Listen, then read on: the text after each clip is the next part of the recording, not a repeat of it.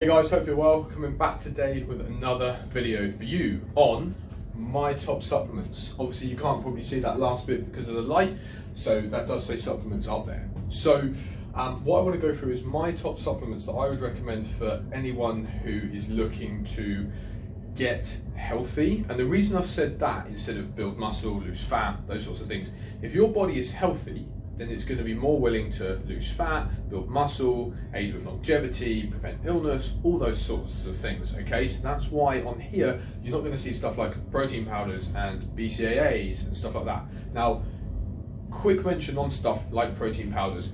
For me, why I've put these here and not protein powders is protein powder is a supplement. If you struggle to get enough protein via your diet, i.e. via normal, real whole foods, that's when a protein powder can come in, okay? But if you can get it via whole foods, great, don't take a protein powder. So, let's get started.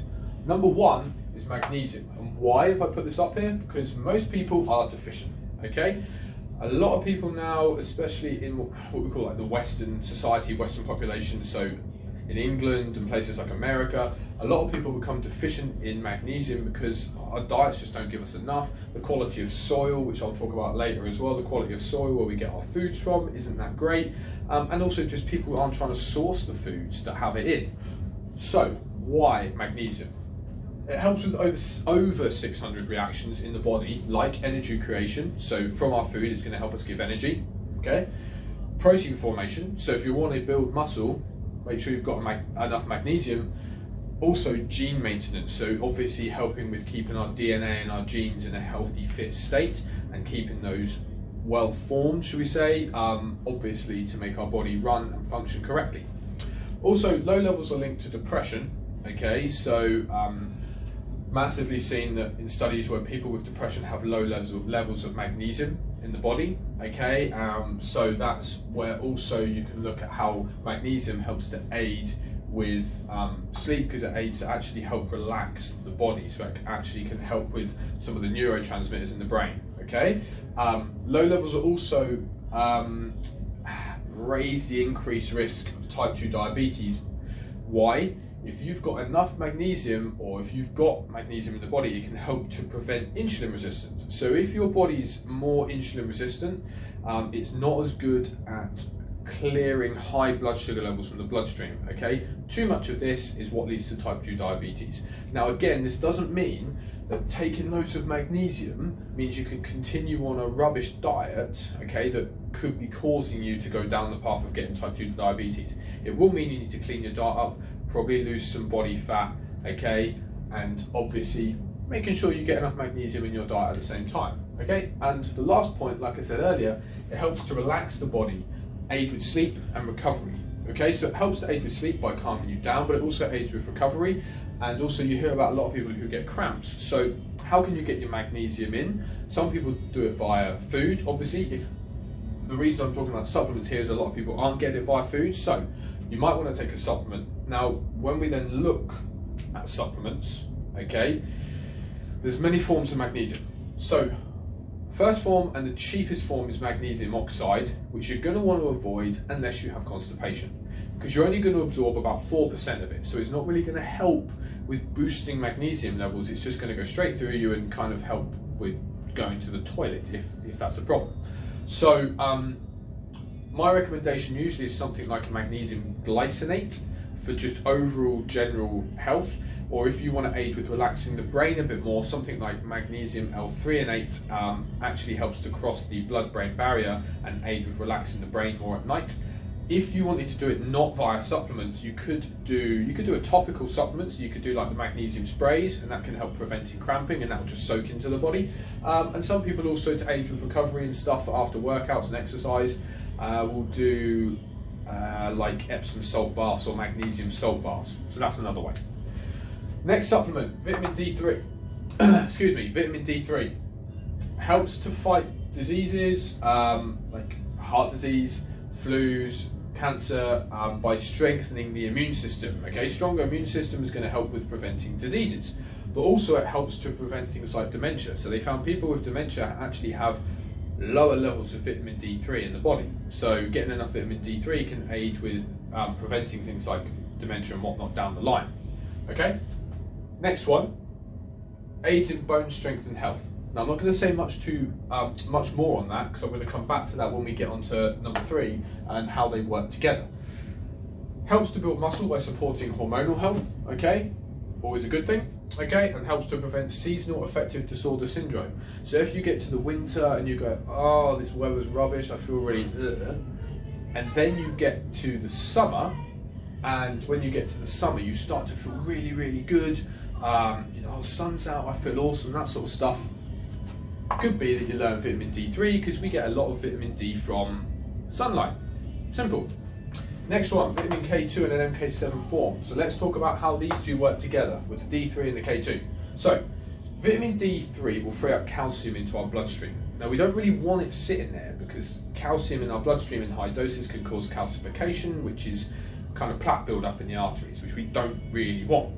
So vitamin K2 in an MK7 form comes along, takes the calcium that the vitamin D is freed up, and then dumps it into our bone, which is great because that's going to help to strengthen the bones, it can aid with strengthening the teeth and preventing things like osteoporosis.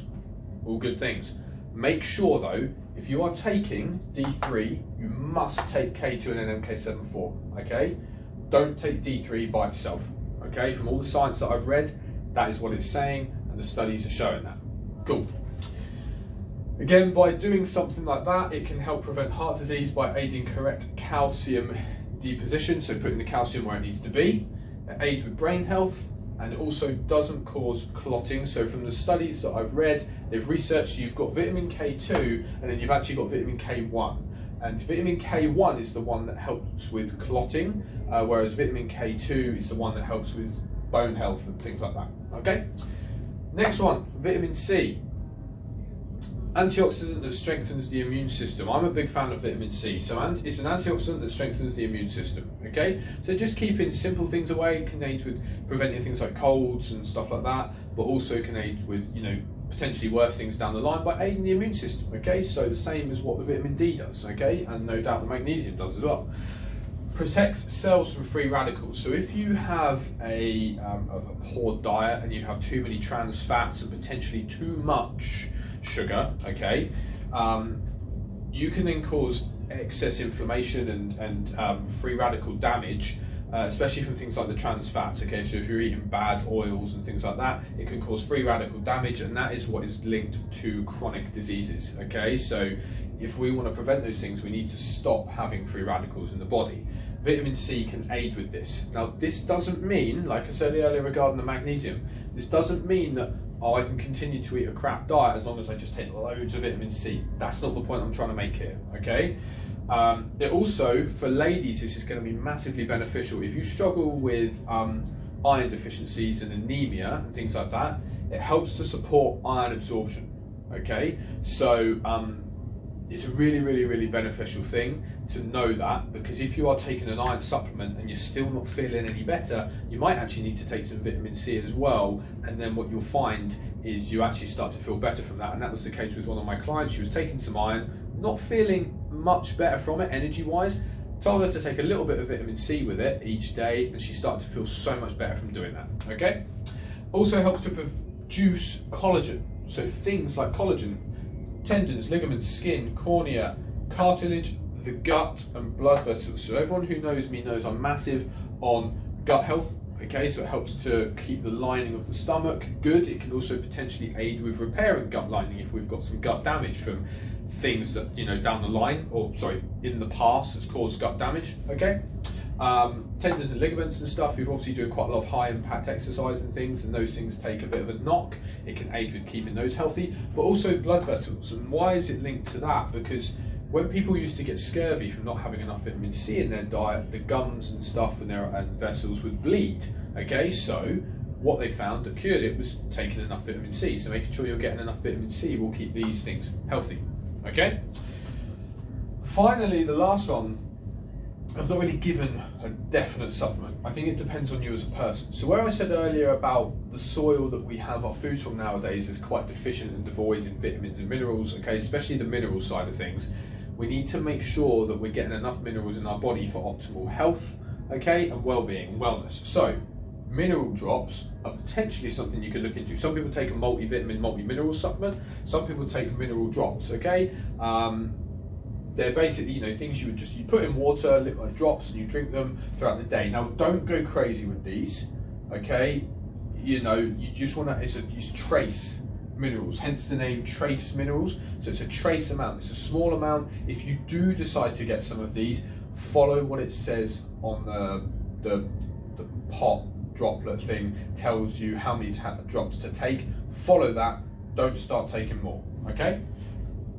Otherwise, you could also look into, if you have digestive issues, digestive enzymes. So if you are eating a food, say you take a banana, it naturally will help. It will naturally break itself down after 3-4 days. It will start to go black and moldy and things like that. It's because it has enzymes in it to help it do that. A lot of processed food on the shelves, they take these enzymes out because they want them to last longer. Okay, better shelf life. The problem is it then means your body has to work harder to break it down, and this can be a problem. So again, like some of the other stuff, this doesn't mean if I eat a processed diet, I can just go take some digestive enzymes and my digestive system issues will go away. What it means is get to eat a single ingredient whole food diet and then take some digestive enzymes to aid with digesting those food and kind of get those enzymes upregulated in your stomach again so your body starts to work better. Okay? And finally, the other one, which is quite widely spoke about, I think one of the main guys I've heard talk about it is actually James Haskell, is turmeric. Reason being is it's an anti-inflammatory, and when you exercise, we do cause some inflammation. Okay, it's minor and it's you know, good inflammation because obviously the body's going to respond, come back, and be stronger from that. But also as an anti-inflammatory, it can help with other things. You know, if you have a little bit of inflammation in the body, if you want to strengthen the immune system, if you kind of get colds and stuff from time to time, then turmeric can be another one to do as well. Now, in terms of dosaging, follow what it says on the pack. Okay, I'm not going to start telling people to take this much of this and this much of that.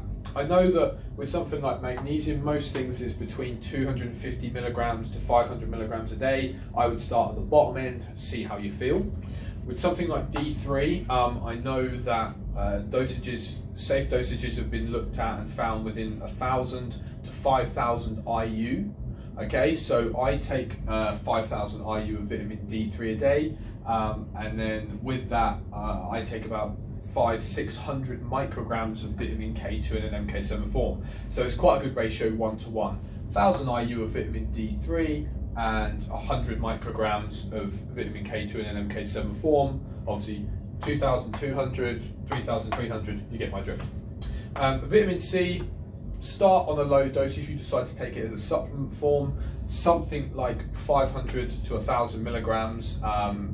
You know, in a tablet is really easy. Do one in the morning with breakfast and one in the evening with dinner. See how you go. Make sure, again, don't take too much because obviously you might be running to the toilet. And what I said here about these ones, number 5, is take what it says on the pack. Okay, so if it says 1 digestive enzymes with each main meal, and if you're still kind of struggling a little bit, you could go up to 2. But in terms of the mineral drops and turmeric, just follow what it would say on the pack if you decide to get any of these. But like I say, my main ones for me would be 1, 2, 3, and 4 because they're the really beneficial ones. And that's it. If you've got any questions regarding this, please put it in the comment box below. Give it a like. Share it to family and friends, and subscribe to the channel if you haven't. But otherwise, guys, have a great day and peace out.